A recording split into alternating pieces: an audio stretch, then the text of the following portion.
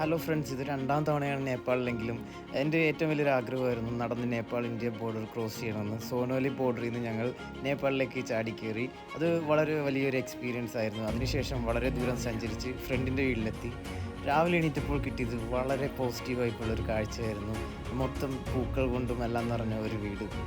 നമുക്ക് ആ വീട്ടിൽ നിൽക്കുമ്പോൾ വളരെയധികം മനസ്സിന് ഭയങ്കരമായി ഉന്മേഷമെല്ലാം ലഭിക്കുന്നു.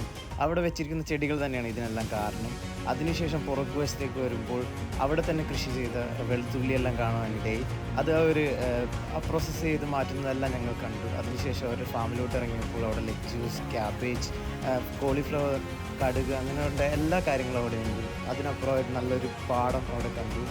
അതിനുശേഷം നേപ്പാളിലെ കുട്ടികളുമായി കുറച്ച് നേരം സമയം ചെലവഴിച്ചു. അവരുമായി കളിച്ചു. ഞങ്ങളുടെ ഒപ്പമുണ്ടായിരുന്ന സാമ് ഓടിത്തളർന്നു. ഞങ്ങൾ എല്ലാവരും നല്ല രീതിയിൽ എൻജോയ് ചെയ്തു. അതിനുശേഷം ഈ വീടിൻ്റെ ഓണറായ ഞങ്ങളുടെ ഫ്രണ്ട് സുഭാഷിൻ്റെ വക മ്യൂസിക് ഉണ്ടായിരുന്നു. നല്ലൊരു മറക്കാനാവാത്ത ദിവസമായിരുന്നു.